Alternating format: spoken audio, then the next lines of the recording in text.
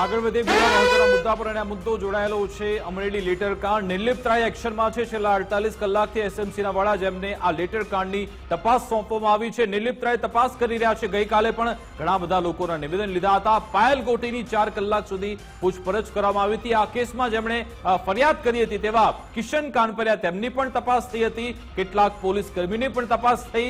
આજના દિવસમાં આખરે કોની તપાસ કરવામાં આવી?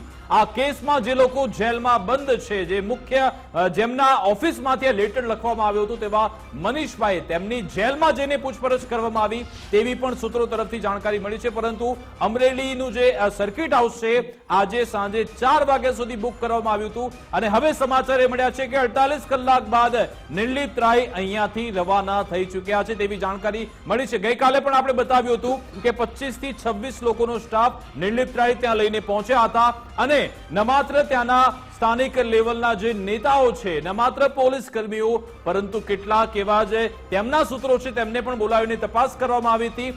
આજના દિવસમાં શું થયું? અહીંયા અમરેલીના જે એસપી છે સંજય ખરાતને પણ અહીંયા પૂછપરછ માટે બોલાવવામાં આવ્યા હતા તેવી જાણકારી મળી છે. એલસીબી, એસઓજી, સાયબર ક્રાઇમના જે સાયબર ટીમના જે લોકો છે, અધિકારીઓ છે, તેમને પણ પૂછપરછ માટે બોલાવવામાં આવ્યા હતા. અને બીજી સૌથી મહત્વની બાબત એ છે કે જેલમાં જઈને જે આરોપી જેલમાં છે તેમની પણ પૂછપરછ કરવામાં આવી હતી. પરંતુ સૌથી મહત્વની કડી એ છે કે નિર્લિપ્ત રાય 48 કલાક સુધી જે તપાસ કરી હવે સર્કિટ હાઉસથી રવાના થઈ ચૂક્યા છે. શું નિર્લિપ્ત રાય હવે અમરેલીમાં રહેશે કે પછી ગાંધીનગર આવશે, પ્રેસ કોન્ફરન્સ કરવામાં આવશે અને કઈ દિશામાં તેમની તપાસ ચાલી રહી છે તે એક સૌથી મહત્વનો સવાલ છે. વિકાસ, આમાં જ્યારથી આ તપાસમાં નિર્લિપ્ત રાયનું નામ ઉમેરાયું ત્યારથી એક વાત કન્ફર્મ હતી કે એ દરેક પાસા ચકાસે. હવે જ્યારે આજે આપણે એવી માહિતી મળી રહી છે કે ભાઈ એસપી, અમરેલી એસપીને બોલાવ્યા હતા અને આ બીજા દિવસે એમને બોલાવ્યા, પહેલા દિવસે નહીં. એટલે પહેલા દિવસે એમણે જે નિવેદન લીધા, ખાસ કરીને પાયલ ગોટી સાથે 4 કલાકનો જે વાર્તાલાપ થયો છે એ પછી આજે એસપીને મળવા બોલાવવા અથવા તો એમની સાથે વાતચીત કરવી એ પણ સૂચક છે, કેમ કે ત્યાંથી કોઈ મહત્વની કડી મળી હશે.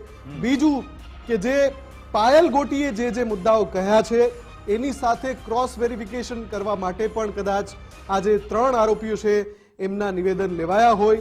ઇન શોર્ટ, જે પણ નિવેદન લીધા હશે એની પછી એક ચિત્ર ચોક્કસથી નિર્લિપ્ત રાય હવે જાણે છે કે અમરેલીના લેટર કાંડમાં શું થયું અને એ પછી પાટીદાર દીકરી સાથે જે અન્યાયનો મુદ્દો છે એમાં ખરેખર શું થયું. આ બંને જે યક્ષ પ્રશ્નો છે અમરેલી માટે, એનો જવાબ અત્યારે નિર્લિપ્ત રાય પાસે હશે એવું માની શકાય જો એમણે 48 કલાક સુધી સઘન તમામ પૂછપરછ કરી છે, તમામ દસ્તાવેજો ચકાસ્યા છે અને પોલીસે જે તપાસ કરી છે એના ડેટાનું એનાલિસિસ કર્યું છે. તો નિર્લિપ્ત રાય હવે જાણે છે કે આમાં દૂધનું દૂધ શું છે અને પાણીનું પાણી શું છે. સવાલ એ છે કે નિર્લિપ્ત રાય હવે જે રિપોર્ટ સબમિટ કરે છે, જેમને સબમિટ કરવાનું આદેશ અપાયો છે એ અનુસાર એ રિપોર્ટ સબમિટ કરાય છે, એનું આઉટકમ એટલે કે એનું પરિણામ પબ્લિક સામે, જનતા સામે ક્યારે આવે છે? બિલકુલ, એટલે કે નિર્લિપ્ત રાય હવે તેમનો આખો રિપોર્ટ તૈયાર કરશે ને પછી કદાચ તે ગાંધીનગરમાં પ્રેસ કોન્ફરન્સ કરી શકે છે અથવા તો કદાચ અમરેલીમાં પણ કરી શકે છે, તેના પર નજર રહેશે. બીજી સૌથી મહત્વની કડી આમાં જે એક પક્ષ આખો આપણને જોવા મળી રહ્યો છે કે ભાઈ પોલીસે મોડી રાતે ધરપકડ કરી, પટ્ટા મારવામાં આવ્યા અને કોઈના કહેવા અનુસાર આખી કામગીરી થઈ છે. શું તે જ આખું ચિત્ર સામે આવશે કે પછી કોઈ ઉલટ ચિત્ર પણ સામે આવશે? એ આપણને તપાસના અંતે ખબર પડશે. તેના પર આપણી નજર રહેશે, અમારી ગુજરાત ફર્સ્ટની નજર રહેશે. મુદ્દાની